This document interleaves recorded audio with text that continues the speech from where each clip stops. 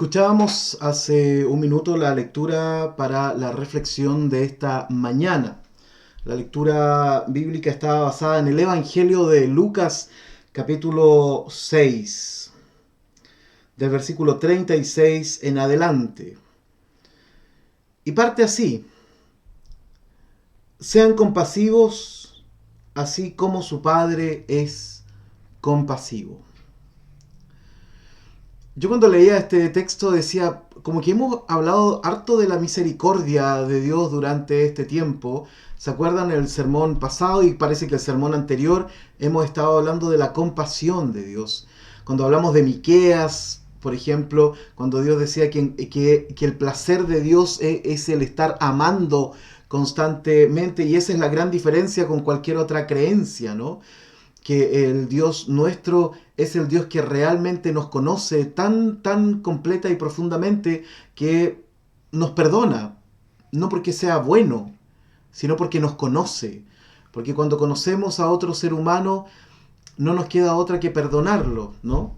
Entonces, este texto parte diciendo, sean compasivos. Esto me recuerda un poco a los 10 mandamientos, ¿no? Cuando, de hecho, el primer mandamiento, nosotros generalmente lo tenemos como no tendrás dioses ajenos, etcétera. Hay por lo menos 4 o 5 fórmulas donde los 10 mandamientos de Éxodo, que se repiten después en Deuteronomio, están divididos de diferentes formas. El mundo católico lo divide de una forma, el mundo judío lo divide de una forma, los protestantes de una forma, los luteranos también, a veces el primer mandamiento lo dividen como en 3 partes, etcétera. Es el mismo texto, pero dividido en partes diferentes. Entonces nosotros solemos pensar que parte al tiro con el no, ¿no? Con esa negación, no harás esto, ¿no? Sin embargo, en la lengua original no parte con una negación, sino que lo que dice es yo soy. En el idioma original, en la tradición más antigua, el primer mandamiento no es un mandamiento, es una declaración de existencia. El primer mandamiento dice, yo soy. Después vendrá, yo soy el Señor tu Dios que te sacó de la tierra de Egipto y no tendrás por lo tanto dioses ajenos, etcétera, etcétera, etcétera. Pero lo que se conoce como el primer mandamiento no es una negación, no es un no harás esto o no harás esto otro, que generalmente cuando uno parte desde la negación, estás creando la rebelión. Por eso los expertos en comunicación siempre sugieren lo siguiente.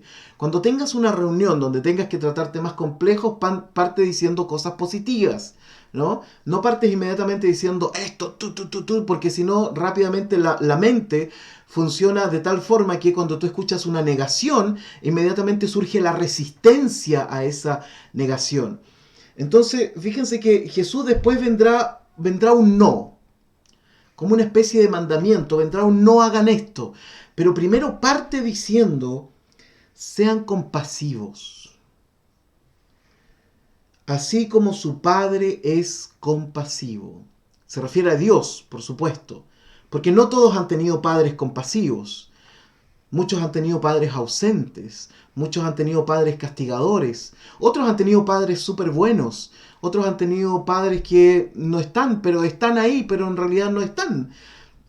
Otros han tenido padres abusivos. Todos han tenido distintos tipos de padres, ¿no? Pero cuando Jesús se refiere a su Padre, dice que Dios es compasivo. ¿Se acuerdan cuando yo les contaba la historia de mi amigo el musulmán? Los musulmanes cuando se refieren a Dios como el misericordiosísimo y compasivo. Y Jesús dice, sean ustedes compasivos como Dios es compasivo. Pero hemos dicho que la compasión no es simplemente que alguien se levanta una mañana y dice, hoy día me siento más compasivo que otros días. No es así. Tampoco tiene que ver con que la compasión sea un acto de ser bueno, ¿no? Ya, bueno, voy a ser compasivo. No. Cuando Jesús nos invita a ser compasivos, de alguna forma nos está diciendo, miren, tengan la capacidad en lo posible de ver más allá de las apariencias del otro. Porque Dios sí lo puede hacer. Dios puede ver a través de nuestro cuerpo y puede ver nuestras emociones, puede ver nuestras luchas, puede ver nuestras biografías, pero nosotros no. Nosotros vemos lo que está nomás, la acción, el gesto, ¿cierto?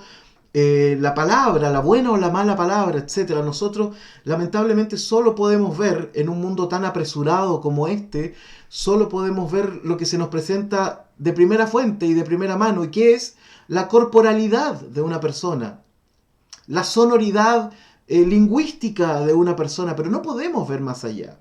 De hecho, las personas que son como psicólogos, psiquiatras, ellos han sido entrenados por años justamente para poder ver más allá de los gestos, de las palabras y de las acciones.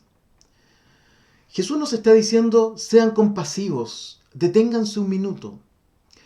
Deténganse un minuto y busquen la capacidad de poder ver más allá de las apariencias, porque las apariencias son tremendamente engañosas.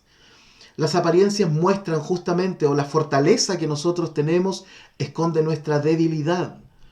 Aquellas cosas en donde nos creemos realmente importantes, superiores y mejores, lo único que esconden es nuestra debilidad.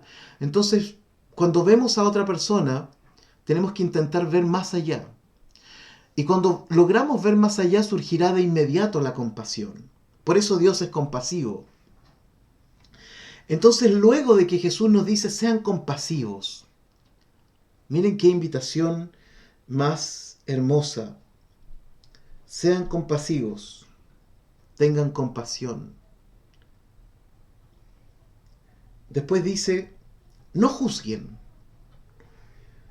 y no se les juzgará.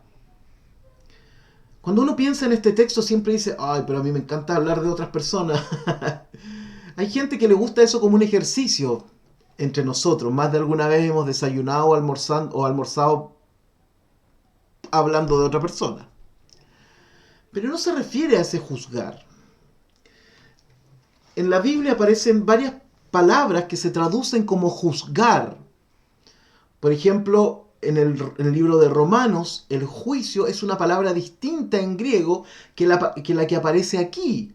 Sin embargo, en español se tienen que traducir como juicio, como justicia, como juzgar.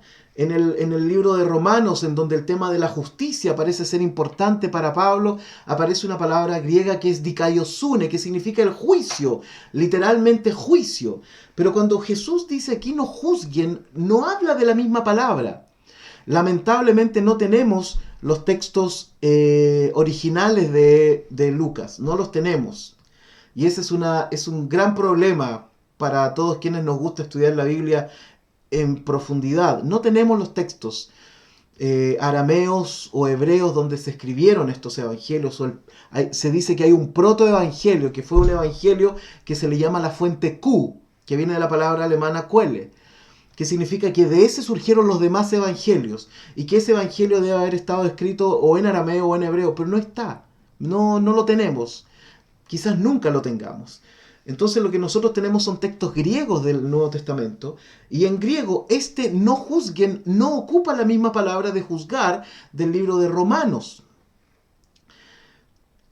Y fíjense que la palabra juzguen, juzgar de este texto tiene dos connotaciones. Y esto es sumamente interesante y quizás nos permita de alguna forma llegar un poquito al fondo de lo que quiso decir Jesús con esto. Y quizás por eso los traductores griegos prefirieron ocupar esa palabra y no la del juicio que aparece en Romanos. La palabra que está de fondo en esta palabra juzgar viene de una palabra griega que es, y esto a usted le va a parecer muy conocido, crisis. Cuando usted habla de la crisis, está hablando en griego. ¿Ah? Y de griego surge una de las acepciones será juzgar. Entonces, lo primero que podemos decir es que cuando nosotros juzgamos a alguien, hay un acto de crisis, literal. Cuando juzgamos a otro, nosotros nos ponemos en crisis inmediatamente. Estamos en ruta de colisión, incluso con Dios. Porque solo Dios puede hacerlo, no nosotros. Entonces cuando nosotros juzgamos a una persona, no solo estamos nosotros poniéndonos en crisis, sino que además estamos poniendo al otro en crisis. ¿Y por qué estamos poniendo al otro en crisis? Porque el juzgar desde las palabras de Jesús es una situación crítica. ¿Por qué?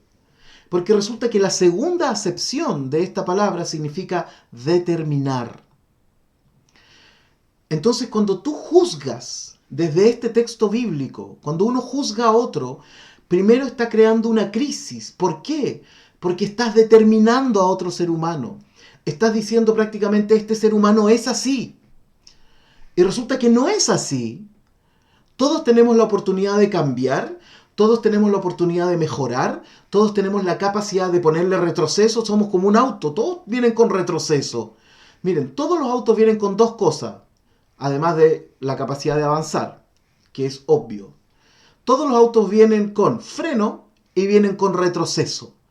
Todos los seres humanos no solo venimos con la capacidad de ir hacia adelante, no solo físicamente, sino que temporalmente hemos sido lanzados hacia el futuro, sino que además tenemos la capacidad de frenar y tenemos la capacidad de retroceder. Ahora, no todos ocupan esas cualidades magníficas que trae el ser humano en su esencia, pero ahí están, absolutamente.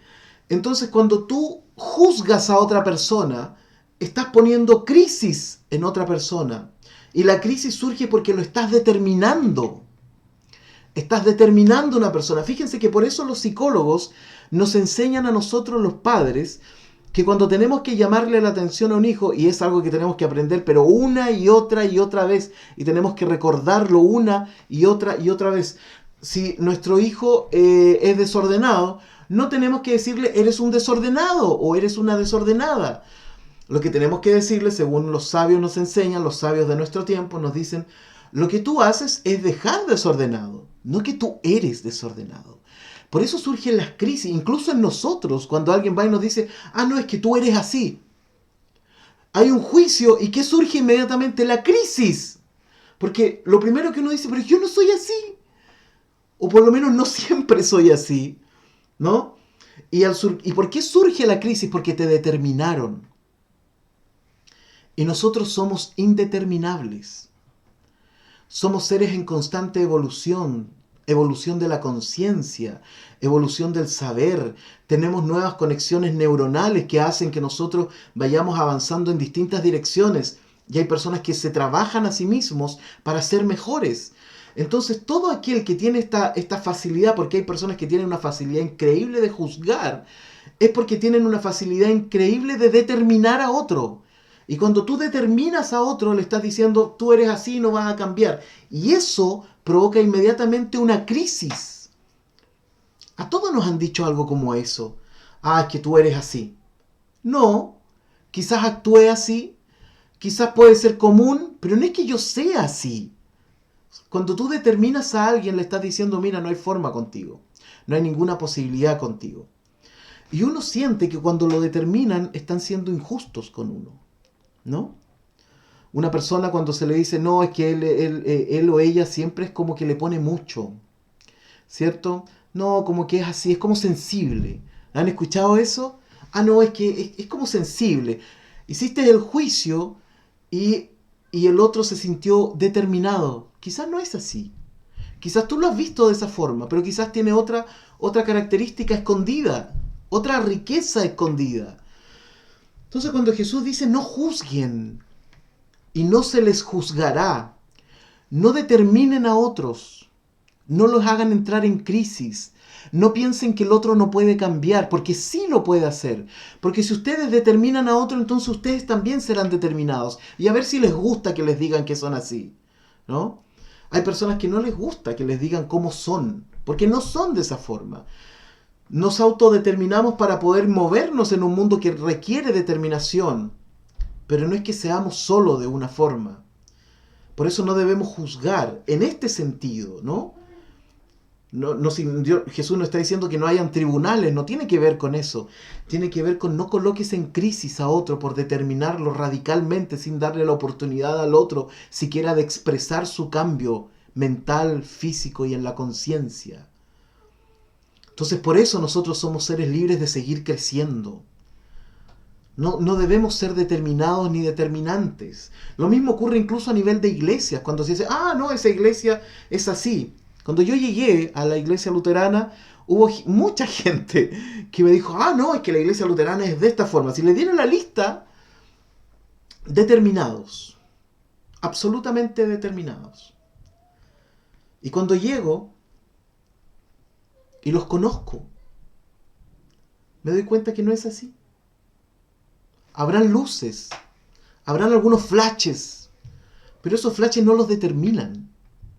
Al contrario, encontré una comunidad en busca de Dios, una comunidad con una sensibilidad distinta a otras sensibilidades, con una forma de cantar distinta a otras comunidades, pero con una voz firme también para decir nosotros igual. Una vez en una conversación con un matrimonio muy querido en la iglesia, todavía lo recuerdo, fue sumamente profundo. Y ella me dijo, a veces a nosotros nos juzgan y creen que no somos espirituales, porque somos de determinada forma. Eso para mí fue realmente profundo y doloroso al mismo tiempo, porque somos expertos en juzgar las apariencias. Entonces nada de lo que me habían dicho de esta iglesia, o muy poco, era realmente la determinación que se había hecho. Lo mismo ocurre con nosotros. Por supuesto que es mucho más cómodo determinar a alguien, porque así nos podemos mover con seguridad. El problema es que nos movemos nosotros con seguridad mientras que provocamos la crisis en otro. Ah, es que tal persona es así. No es así. Tiene la oportunidad de ser distinto. O quizás con nosotros es así, pero no es porque sea así. Por eso no debemos juzgar, porque juzgar significa determinar. No condenen y no se les condenará. Perdonen y se les perdonará.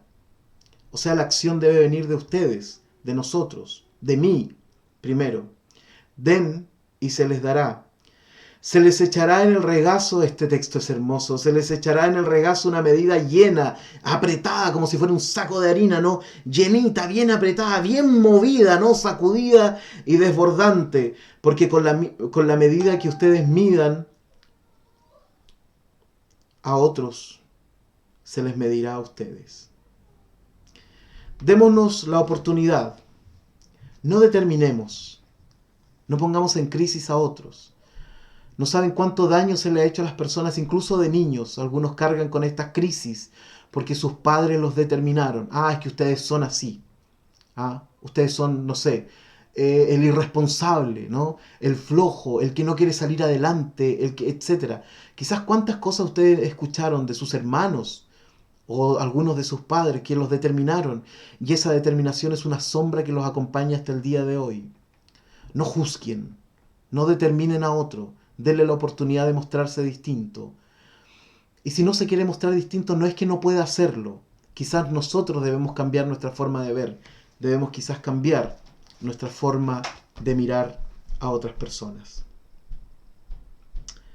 Amén.